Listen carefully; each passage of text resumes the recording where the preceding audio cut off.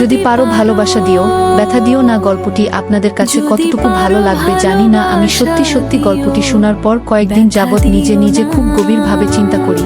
যদি পারো ভালোবাসা দিও, ব্যথা দিও না। তবে গল্পটি মন দিয়ে শুনুন আর ডায়েরিতে লিখে রাখবে বন্ধুরা। বর্ষার এক বিকেলে প্রথম দেখা হয়েছিল অর্ণব আর মেঘলা।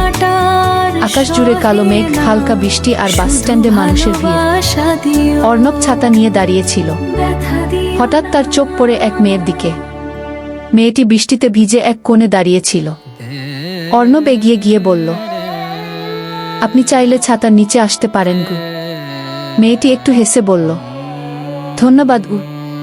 সেদিনের সেই ছোট্ট পরিচয় একদিন গভীর ভালোবাসার গল্প হয়ে উঠবে, তা কেউ জানত না। ধীরে ধীরে তাদের কথা বাড়তে লাগল। সকাল শুরু হতো একে অপরের মেসেজ দিয়ে, রাত শেষ হতো শুভরাত্রি জানিয়ে। অর্ণব কখন যে মেঘলাকে নিজের পৃথিবী বানিয়ে ফেলেছিল সে নিজেও বুঝতে পারেনি। একদিন নদীর ধারে বসে অর্ণব বলল, মেঘলা, আমি তোমাকে ছাড়া আমার ভবিষ্যৎ কল্পনা করতে পারি না গি। মেঘলা লাজুক হেসে বলল, আমিও না গি।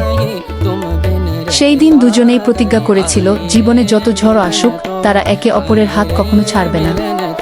কিন্তু জীবন সবসময় প্রতিজ্ঞার মূল্য দেয় না। মেঘলার পরিবার ছিল অনেক ধনী, অন্যদিকে অর্ণব ছিল সাধারণ পরিবারের ছেলে। মেঘলার বাবা কখনো এই সম্পর্ক মেনে নিতে রাজি ছিলেন না। একদিন মেঘলার বাবা কঠোর কণ্ঠে বললেন, এই সম্পর্ক আজই শেষ করবে গে। মেঘলা প্রতিবাদ করেছিল, কেঁদেছিল, অনুরোধ করেছিল। কিন্তু পরিবারের চাপে সে ধীরে ধীরে অসহায় হয়ে পড়ল। এক রাতে মেঘলা অর্ণবকে ফোন করল।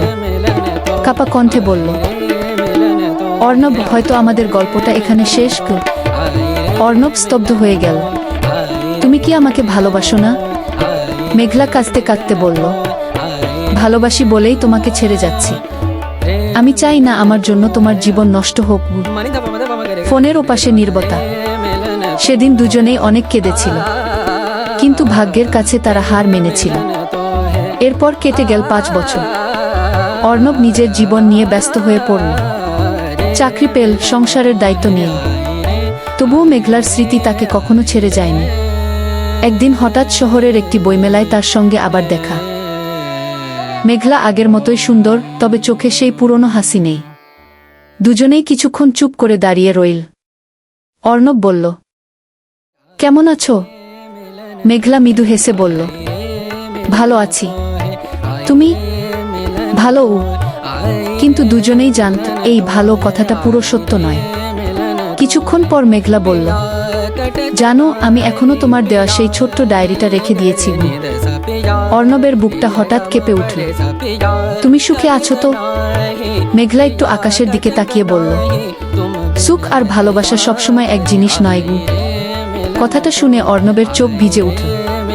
বিদায়ের সময় মেঘলা বলল, অর্ণব, যদি কোনোদিন কাউকে ভালোবাসো তাকে কখনো কষ্ট দিও না গি।